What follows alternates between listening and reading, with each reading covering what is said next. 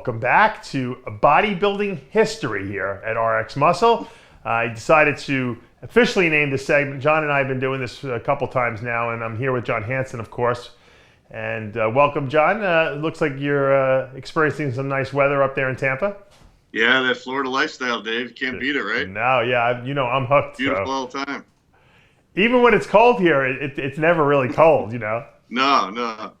I saw these guys at Sam's Club. We went to the supermarket, and we were like, my wife and I were in like sweatshirts, and it was probably like 60 degrees outside, whatever. And these guys were like literally in like boxer shorts and tank tops. They had to have come from like New York or something like that, Right. So for them, it was blisteringly hot down here, It's funny how your blood changes, though. You're from New York, I'm from Chicago, and it's like we're used to cold weather, but man, once you're out here for a couple of years, it's like everything changes. Yeah, it's like, how did I deal with that? I guess you can adapt to anything. That's the bottom line. I know. All right, today's topic is we're going to talk about the rivalry between Frank Zane and Franco Columbu.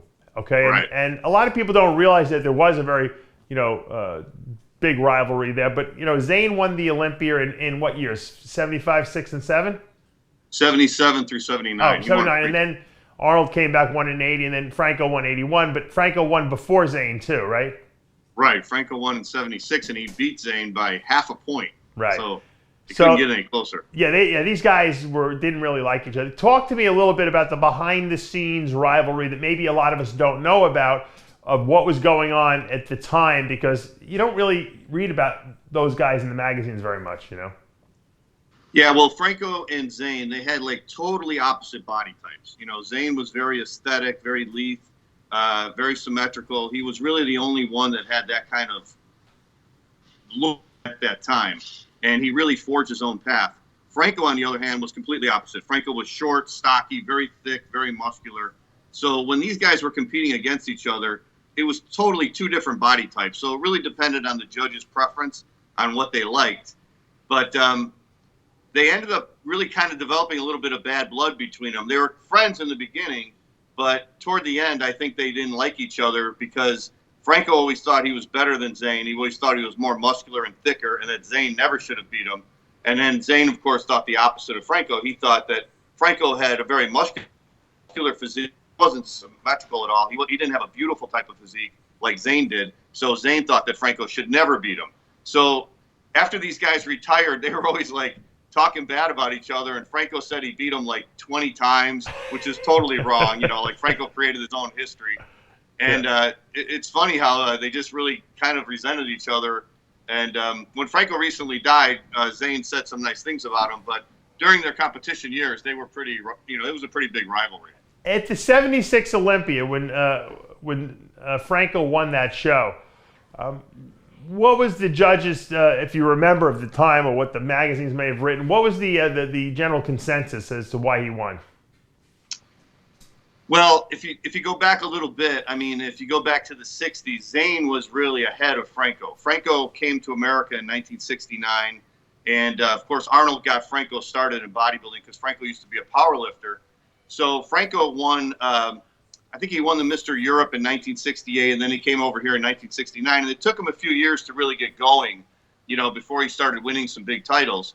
So back in the late 60s, early 70s, the NABA Universe was really the big title to win. That was bigger than the Olympia at that time. And Franco would go into the NABA Universe, but the NABA Universe judges, they liked more the symmetrical look like Zane. Right. So Zane always did really well in the NABA Universe, and Zane would always score a lot higher than Franco. So Franco would go into the NABA Universe, but he wouldn't do that well. What do you got? Birds? So like the second time, I think Frank. What just happened over there, John? A truck went by. It was like a UPS truck. Oh. John thought he missed his protein delivery, So the second time Franco won the NABA Universe, he got beat by Chris Dickerson.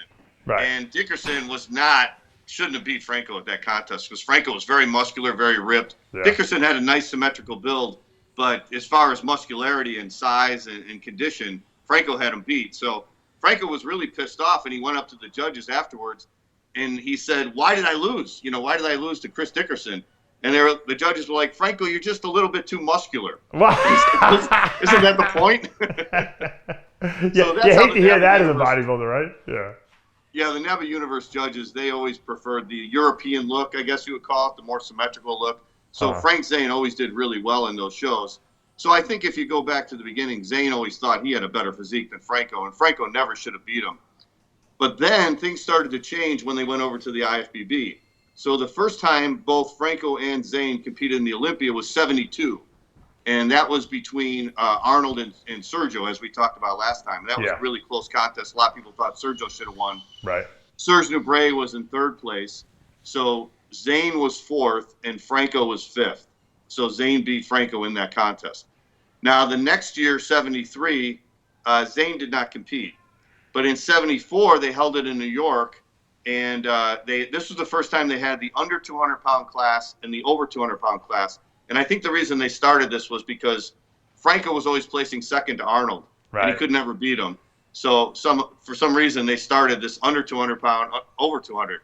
So in the over 200-pound class, it was Arnold versus Frigno, and Arnold won. That was the best Arnold ever looked. Yeah. But in the under 200-pound class, it was Zane and Franco, and they both were in top condition. Like Zane was in really, really great shape. He was very ripped, one of his best shapes ever. And Franco was very thick and very muscular. So it was apples and oranges. I mean, it was just a matter of the judge's opinion. But Zane always said that Franco had an advantage during those New York shows because he would actually come out on stage and do a deadlift exhibition before the Mr. Olympia started. So Franco would deadlift like 700 pounds when he was competing in the Olympia. It was unbelievable. So the crowd loved it. The judges loved it. So then by the time the contest started and it was Zane versus Franco, Franco always got the nod because the judges loved that. And it was New York, and they always like size a little bit more than symmetry. So that was the reason. And so then when they got to 76, Arnold had retired, right, at that point? Yeah, so then the next year, 75, Franco looked even better, and that was the year they filmed Pumping Iron. Yeah. And if you remember in that contest, Franco got first, and then it was him and Arnold for the overall. But in the under 200-pound class, Zane was really off that year. He was teaching. He was a full-time teacher in California, in Venice, California. So he was always kind of distracted by the teaching. He would only have the summertime to get into shape. And that year when they were filming Pumping Iron, Zane did not want to go to Gold's Gym because he thought this movie is totally directed towards Arnold. He said, I guess they wanted to put him in the movie, but what a poor move! What a bad move on his part, right? Yeah, kind of a bad move. So he actually stopped going to Gold's Gym because he said it was too distracting because they had too many lights and cameras and stuff, and too many. There wasn't enough of room. Zane was very into meditation. He's in that Zen mode when he trains. He's very quiet. So he didn't like that distraction. So he actually went over to Vince's gym and trained in Hollywood Studios. Oh, wow. And he trained over there for that summer. Right. So as a result, he was way off. That was probably the worst Zane ever looked for an Olympia. Why do you think that is? You think he wasn't training as hard, or what was going on? I don't know. I guess he just wasn't focused enough. He was smooth, and Zane was never smooth, and he was small. So not only did Franco beat him, but Ed Corney beat him, and Albert Beckles beat him, and then Zane got fourth. And I think he was going to quit after that, but then he got motivated and he really trained hard for 76. So when they went to 76, Arnold was retired. So Arnold and Jim Lorimer promoted their first Olympia in Columbus. Yeah. And it was a huge success. And Franco and Zane in the under 200-pound class were down at a wire because it was kind of like 74 where they were both in fantastic condition. Franco was at his all-time peak. Right. He was thicker than he was in 75, plus more ripped. And Zane was really, really shredded, So it was very, very close. And I think it was like a half a point or a 1-point decision. This was 1976 Olympia. And that's and the short class guy won the overall essentially that year. Yeah, because the over 200-pound class was very weak that year. It was Ken Waller and Mike Katz. That was it. Who won that heavyweight class actually? Huh? Who won the heavyweight class that year? That was Ken Waller. So it was Waller versus Franco in the overall? Yeah, Waller versus Franco, and Franco won easily. It wasn't even close. Wow. Was that the only year that the under 200-pound guy won? No, because Zane won the next 3 years, and he was always under 200. Oh, he was always. When did they get rid of that under 200-pound class, John? They did it in 1980, and that was the big controversy because all the competitors. See, what was happening was sometimes they would pick 3 guys from the under 200 and 3 guys from the over 200, and then the pose down would be 6 guys, right? Right. So sometimes you would get. Actually, there was more talent in the under 200-pound class back then than there was in the over 200. So you might get like 2 really good guys from the over 200, but there would be 3 guys that would make the pose down. Or you might get 4 or 5 really good guys in the under 200, but only 3 would make the pose down. See what I'm saying? So it wasn't really like the top 6. So finally, all the competitors said, why don't we just have 1 class? This is ridiculous. Why are we having 2 classes? Right. So that was the big controversy in 1980 because all the competitors, there were 16 competitors, out of those 16, 15 of them wanted 1 class. The only guy that wanted 2 classes was Arnold. And that was where they had that big controversy backstage, and him and Menser went at it and all that. So that was all because of this under 200 and over 200 pound class. Right. So when in 1977, when Zane, came in and won the Olympia, what was Franco thinking at that point?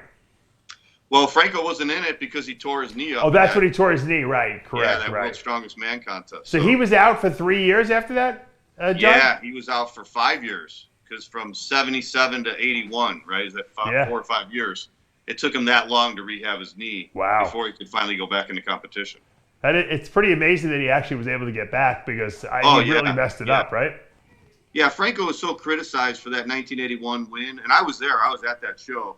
But I'll tell you, he looked amazing. He was in fantastic condition. His upper body was one of the best in the whole contest. He was one of the most ripped guys. He was very dense, very hard. Mm-hmm. I think he might have even been better than 76 when he won it the first time. The only problem was his quads had no separation. And they weren't small. It wasn't like he had small legs. Like Arnold kind of had small legs in 1980. Yeah. But Franco in 1981, his legs were thick. They just had no separation. And then he's going up against Platts, Padilla, Callender, and Dickerson, and they all had outstanding legs. So if you looked at that show, like I was there, and I was like, he's got to be 5th. You can't put him any higher than 5th because he's missing that one body part. Right. So, why do you think he was able to get the size back but not the conditioning? Well, Franco always had problem getting that separation in his quads. His upper body would be super dense and hard and ripped. Like his abs were super shredded, his chest, his delts, his arms. But he always had that problem with his quads. He couldn't get that separation. It was just one of those things that was his weak body part. Mm-hmm. And, that was always the big problem he had when he was competing even in his prime. Who would you say, John, in your estimation, just from looking at the pictures, who do you think was the better bodybuilder overall throughout their career, Franco or Zane? I mean, Zane won more Mr. Olympias, but who would you say was better? I think Zane was better if you look at the years when he won, especially like 79. In 79, Zane was in incredible shape because Frank Zane's problem was always he just needed to add more muscle. But he was very smart the way he went about it, and he would put on the size very slowly. He would put on like 3 pounds a year, 4 pounds a year, and he improved significantly each year from 77 to 78, 79. And he would really look at his physique and analyze his physique. One of the things Zane did that a lot of bodybuilders don't do was his wife, Christine, was a photographer. And as he was getting ready for the contest, they would take pictures, I think it was like every week. And they would take them in the same place outside at the same time of the day, like 12 o'clock, when the sun was just at the right angle. And he would really analyze these pictures. And as a competitive bodybuilder, it's hard sometimes to look at pictures of yourself, But Zane would do that, and he would analyze exactly what he would need. So by the time Zane got to the contest, he knew exactly what he looked like. And I think a lot of bodybuilders don't know what they really look like. They think they know what they look like looking in the gym.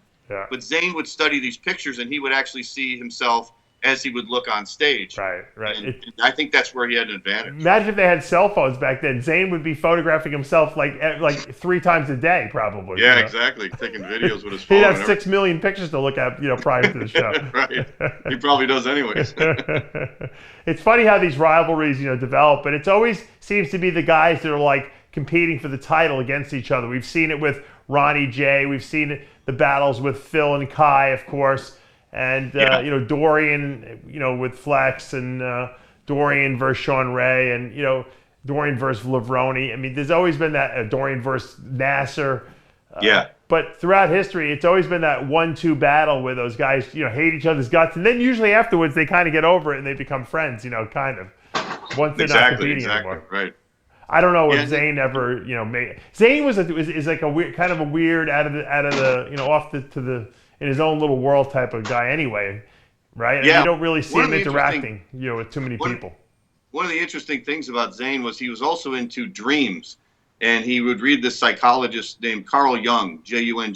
Carl Jung, and Carl Jung would do dream analysis. So Zane was a big proponent of Carl Jung. So he would have a little notebook pad by his desk, by his bed, and every morning when he woke up, because you know how you forget your dreams after a while, he would write down his dreams, and then sometimes he would always have a dream that would relate to the contest. Yeah. And he said that all the Olympias that he went in, all the ones that he won, he had a dream that predicted he would win that Olympia. Really? Yeah. The only thing I ever dreamed about before a show was that I was going into a hotel room, and there was a huge buffet full of food. And I would be eating this food, and I'd be like, what am I doing? I got a show. Why am I doing this? And I would wake up like in a sweat, like, oh, thank God I was only dreaming. Anxiety. Like, there would be anxiety dreams like that. Right. Did you ever get that? Yeah. So or I'd have dreams that I showed up at the contest and I didn't have any Protan on. Right. What? How did I not put color on? What happened? And that usually means that maybe you're not on top of it. Maybe you're running behind, or No, I was never behind. I think it was just anxiety dreams. That those are the two things that you worry about, right? You show up at a show and you don't have the right color on, or maybe you're not in shape. Luckily, I never was either one of those. But. I had a lot of those dreams. The buffet dreams were the closer I got to the show, the more I had those, because I think it was hungry. Right. Well, Zane had a dream once where he went backstage. Zane had dreams that he was winning the Olympia. I was having dreams about cheating on my diet. That's why I never won the Olympia. But he had this one where he went backstage, and Franco and Arnold and Franco were backstage. Yeah. So Zane comes back there, and they give him this paint, and they go, Frank, use this paint to paint your body, and you're going to look really good on stage. So Zane paints his body, and it's like polka dots, right? So then he gets up on stage, and the curtain is the polka dots, and he blends into the curtain, and then they couldn't see him. Are you serious? Yeah, this was just a dream he had. It didn't really happen. It was a dream he had. Yeah, but Arnold would do stuff like that, right? Yeah, right. He probably would, right. Arnold would sabotage you any way he could, Yeah. So a lot of these guys were dumb enough to listen to Arnold, too.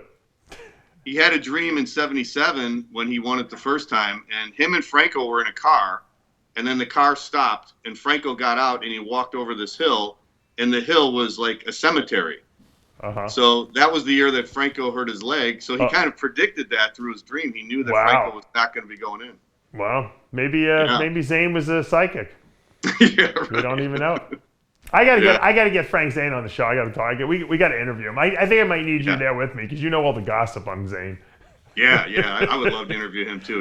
Have you interviewed him for your radio show? No, not yet. I tried to get Bob Paris on it. Like one of our fans reached out to him. He was very negative about the whole interview.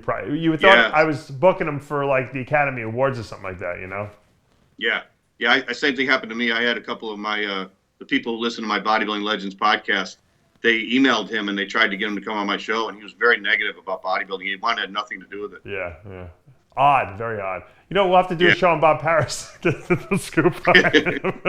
But Chris Aceto used to do his diet, I know. All right, well, this was a great one. Obviously, Zane versus Franco. You guys have to decide for yourselves who you thought was better. Once again, Zane wins 3 Olympias. Franco 2. Franco's no longer with us anymore, and these rivalries are really what are the stories of legend. And I'm glad, John, that you were able to fill us in on some of the behind-the-scenes gossip that went on there. And thanks for joining us. And what's going on with is your fitness challenge over, or is it still going on? It's going on right now, but I've got my bodybuilding seminar coming up on March 21st, 22nd out here in Tampa, Florida. It's going to be a 2-day bodybuilding seminar. We're going to do a classroom setting, and then we're going to go into the gym where I'm going to show everybody how to do the workouts. So it's going to be really exciting. It'll be out here in Tampa. taking your lead, Dave, in doing these one-day seminars. Yeah, no, they're good. So. I just did mine. I had 15 people. It was tremendous success, and everyone loves it. And it's giving back and giving a lot of information to these people. So yeah, I mean, where can they sign up? At johnhansen.com? johnhansenfitness.com. Yeah, I've got all the sign-up information on there, and I also do the coaching, the contest coaching or diet coaching, and that's all on John Hansen Fitness too. All right, you guys heard it. Check it out at johnhansenfitness.com. All right, next week. Well, actually, you know what? I wanted to put this out there, John, for anyone who has ideas or wants to, has ideas of future topics on that you and I can discuss. Put it in the comments below. I probably won't read the comments. John definitely will. And we will take those comments, and the ones that are the most popular recommendations and suggestions, John will do his research, and we will be back in a week or two, and we will do another show on whatever the most requested rivalry or era of bodybuilding is about, and we will. You know what? The funny thing is, I like doing these shows because I'm learning a lot that I didn't even know. Because you and I don't talk before. I'm like, you know what? I'll just ask John questions and let him talk, and I'll figure, and I'll learn while I'm doing it because it makes it more interesting for me. Yeah, exactly. All right, we're going to wrap this thing up. I hope you guys liked the new intro. Thank you, Tyler Shore, for making that great intro for us. And we'll be back next week for another History in Bodybuilding.